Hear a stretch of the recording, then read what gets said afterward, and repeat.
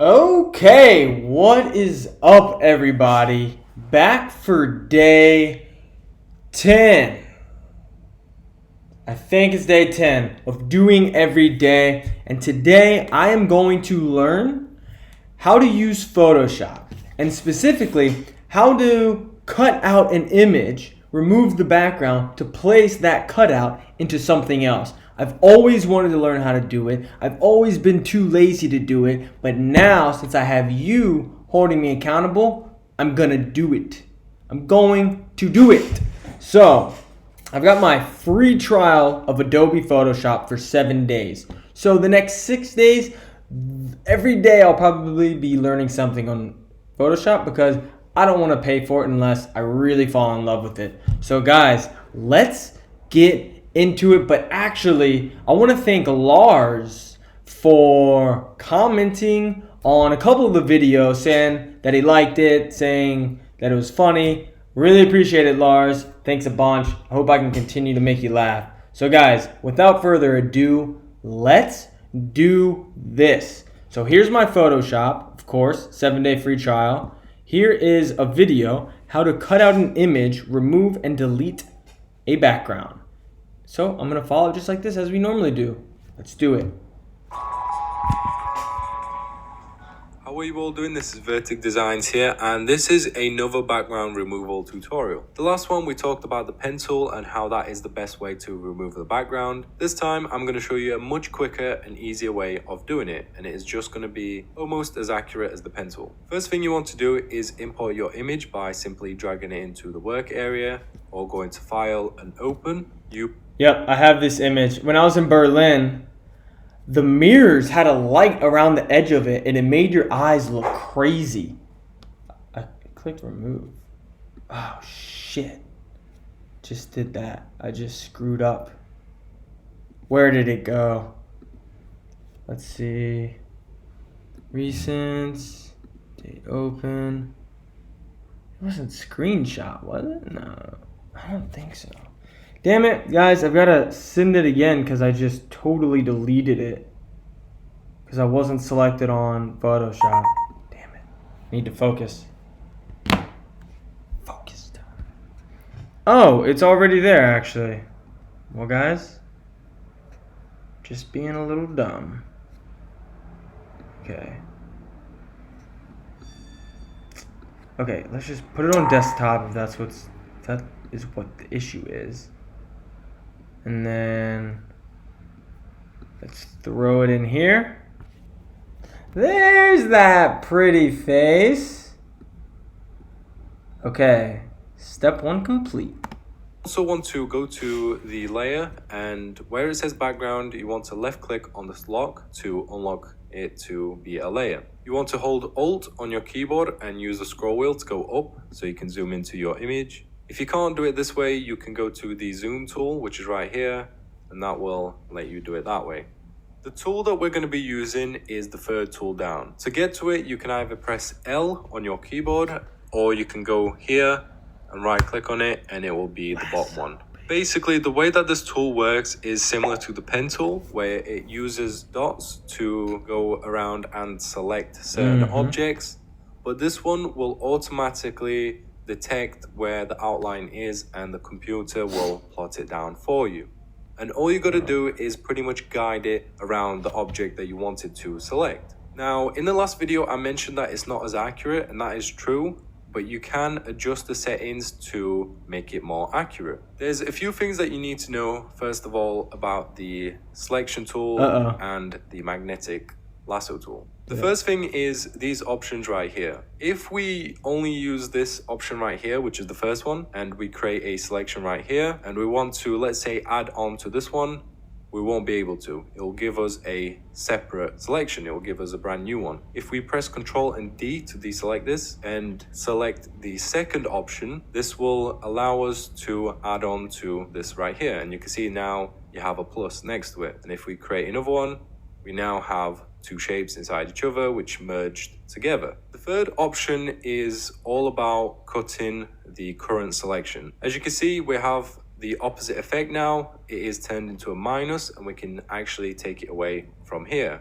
and we could just cut this into a smaller custom shape. The very last option is to create a custom shape inside of this one. Shit. What I mean by this is if you have a selection here, but you only want this bit here, you click on this one and only select this area right here. So that is the Okay, so I did it. Oh shit. I did it pretty. Oh, there we go. Pretty shitty job, but hey, let's fucking ship. I hope I didn't miss something. See, I go for stuff and I stop listening. selection options you should consider and know. The two other options next to that one is feathering, and if you don't know what feathering is, it pretty much adds a nice soft effect around your selection. You can see that the image has a soft edge around it. Up top here. If you're looking for nice sharp edges, then you want it to have it on 0. Okay, so the last 3 options, these are also really important to know. What these options do is these actually determine how well or how bad the magnetic lasso tool works. For example, if we look at the width and contrast and frequency, the width of it is how many points it will plot between each one. So if we have this on 10 pixels, it will plot it down every 10 pixels. Well, I don't the even contrast have of that, it so. is how well it can determine the line that you are wanting to select. So if your image was difficult to select, you can increase the contrast and it will try to pick up colors much better. The frequency of it is how many points it will plot in total. The first thing you want to do is pick a corner or an area which you're going to start. It's a lot easier if you start at the bottom and work your way all around this image. You want to create the first point by left clicking, and then all you got to do you can manually add them yourself, so to help it Damn, his looks so much better than mine. hard to pick up your speed as you She's hot. might struggle with, and that is No! Hold on.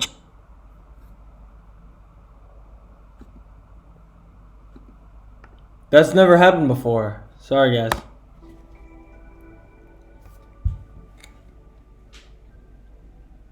all you got to do is go back to the first dot and connect it up. Now that you've created the selection, we are also going to edit it and fix the parts that we didn't do. We're going to zoom into this area right here. Let's start off with this first. Okay, so the next tool that we're going to use is called the polygonal lasso tool. This one is similar to the pen tool, but this one doesn't have any points. So what we're going to do is we're going to remove this area right here. For us to be able to edit this selection right now, you need to make sure tool. Okay, I think I see. Right. I just want to see. Connect easily. Whoops, too far back. And fix the parts that we didn't do. We're going to zoom into this area right here. Let's start off with this first. Okay, so the next tool that we're going to use is called the polygonal lasso tool. This one is similar to the pen tool, but this one doesn't have any points. So what we're going to do is we're going to remove this area right here. For us to be able to edit this selection right now, you need to make sure that you are selecting this option right here. You will now see it is a plus. Oh, I didn't use magnetic. And to do the opposite to this, you hold Alt, and now you I see don't have it's swapped polygonal. over to a minus. Damn it. So all you got to do is hold Alt, click the first point, and then you can let go of Alt and go around Oh, that's to the get that. parts which you don't need and the parts that you want Get to cut out out. of here. Once again, hold Alt and click on it. Select the parts that you don't I want. don't have polygonal. Is it in here? We're going to go further down and also fix this area here. So this time, rather than holding Alt, all you're going to do is click on this line here and select the parts you want to be added to it. That seems super important. If I want to get any good at this. That's really annoying. Oh well. Can't Okay, do so that. another useful thing about this tool is if you wanted to, you don't Let's skip through it then. Yeah. Once again, hold Control and click on it, and there we go. So if we look at this image right now, it's looking really good. Okay, so all you got to do now is go down to this icon right here and create yourself a mask. As you can see, the background is now gone, but we can always switch back by disabling the mask. So if you hold... Why didn't it do that for me?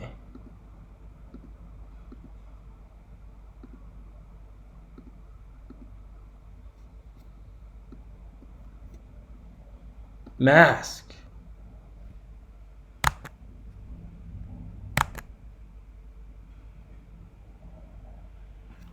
That's all he did was just... Background is... And there we go.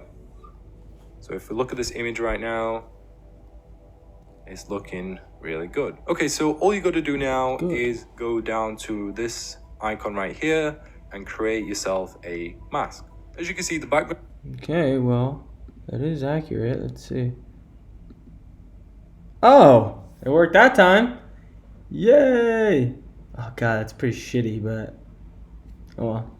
Fucking shit. It's now gone, but we can always switch back by disabling the mask. So if you hold shift and click on the icon, it will disable the mask, and if you hold shift again and click on it, it will show you the image with the mask. If yours is the opposite, let's say yours is like this, where the background is actually cut out and the person isn't, all you gotta do is press Control and I, and that will invert it.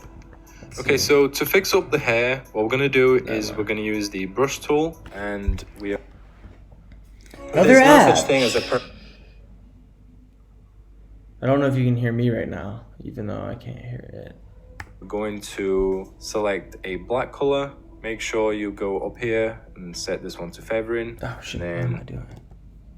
And that will invert it. So okay, so to fix up the hair, what we're gonna do is we're gonna use the brush tool, and we are going to select a black color. Make sure you go up here and set this one to feathering, and then just fix up some of the parts which... Feathering. Where did you set it to feathering? You go up here and set this one to feathering. Go up here and set this one to feathering. To feathering. Feathering.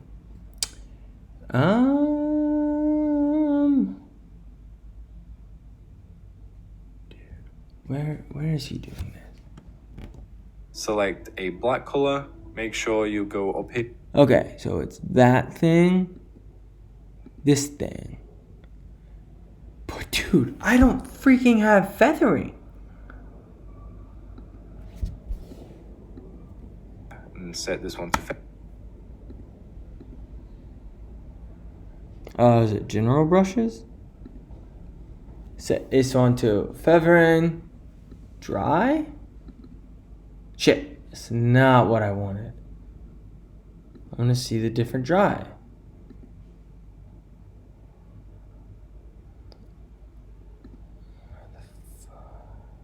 Kylie's? Is this because of eyebrows?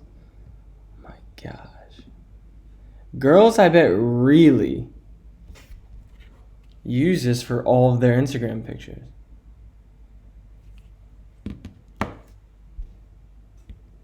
Okay, well, I don't have a feathering.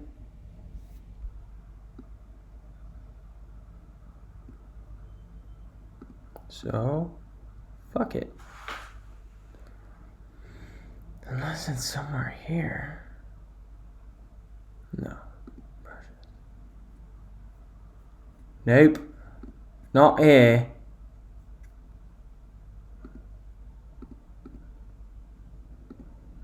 There is no feather in here. Okay, well, shit.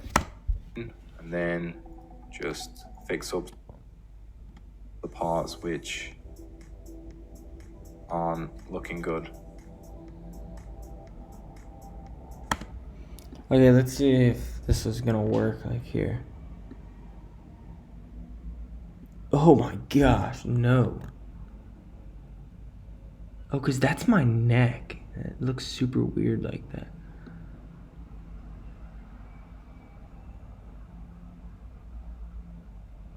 I don't think this is doing anything that I want it to do.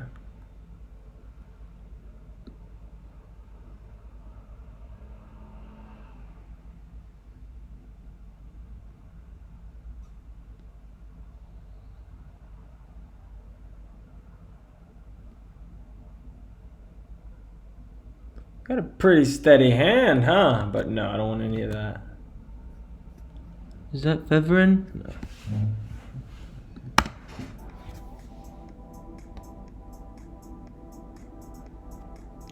How is his so nice? You can use the shortcut keys on your keyboard, which is the square bracket and the end square bracket, to make it larger or smaller. Alright, so we've pretty much removed the background. If you want this to be completely gone and you don't want the background, you can right click on the layer and convert to smart object. And now it will just be the image in its standalone form or without the background. Alright, so now what we're going to do is we're also going to fix up the edges a little bit. Let's say you're Rasterize this thing. Whatever the hell oh shit. Whatever the hell rasterizes. Ooh! It has successfully rasterized. Sick. Isn't as smooth on the edges. You can hold Control and click on the icon, and that will select your image. Go to the second tool and click on Select and Mask. And these options will pretty much help you to fix the edges of your image. You have all the preview options here. If you wanted to, you can preview it on certain colors or certain overlays. You can look at transparency, the edges. The ones that you will focus on are smooth, feather, and contrast. These play an important role to fix your image. You have feathering, which this will create the feather effect, and then contrast will take it away, and this will smoothen your image down. You can play about with these and see which one works for you. Once you've done all that and you're happy with your settings, you can press OK, and that will apply it to a new layer. And that is pretty much it. That's how you use the magnetic lasso tool to remove the background. You can always move this wherever you want. You can put it to certain projects that you have open. You can save it. You can add a background right here if you wanted to. You can create one by creating a background. But anyway, I hope this video was helpful. If it was, leave a comment and give it a thumbs up to show other people it was a good video. If you would like to see more tutorials, you can go down to the description, and there is a playlist to Photoshop. Thanks, video. Appreciate it. Steve and Dave. No, Steve and Dave. So, did I do something? What did I do?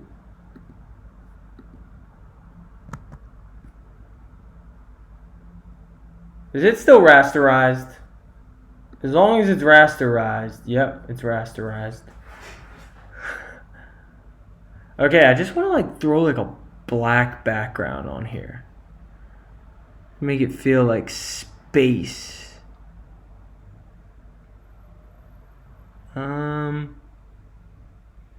Or is that like a layer? Okay, so that would be this.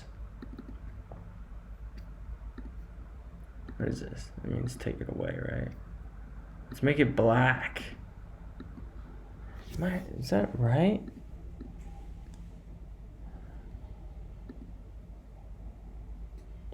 Black. Make it oh, it's locked. So I think no, not that. I might have to just save this for another video, but yeah, we'll see. We'll see about that one. How do you just make this black? Is there like a paint bucket? Shit. Okay. Well, I can't do even a simple thing on here.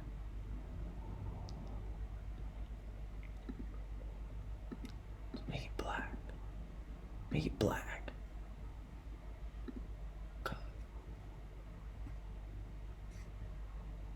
Why did that change here? Libraries. Adjustments. What? Okay. Things are causing other things to change. I think it's time to end this video. And I don't just want... Okay, yeah, you can pretend that's my face right there. Alright, guys. Well, that is the end of day 10 of doing every day. And I learned how to successfully carve out an image, select an object, and then remove the background to where it's just that object. And then best of all, I learned how to rasterize. Actually, I guess I didn't technically learn how to rasterize. I just learned that it's a word and I have no idea what it means, how to do it, what it did. But anyway, that's besides the point. I want to thank you guys for tuning in, holding me accountable. Today, I learned that just doing one quick video isn't the end all be all. Just because I learned how to do that, which I think I already knew how to do in middle school, like forever ago, but I totally forgot. But in order to get good at this, I'll have to do this, spend like another like 2 hours on it, really fixing it, maybe an hour, fixing the edges, making it look nicer, trying to figure out where the polygonal tool is. And that's another thing that I've learned is so many web versions or like old videos are sometimes a little difficult to learn from because it's like a different version, different tool in a different area. So I learned you got to be flexible. You got to expect the unexpected. Expect not to have all the tools, but also be ready to improvise when you need to. So that will do it for day 10 of doing every day. Thank you, everybody. Thank you, my 3 subscribers. Thank you, Lucas, for Lars, for commenting on the videos. Much love and peace.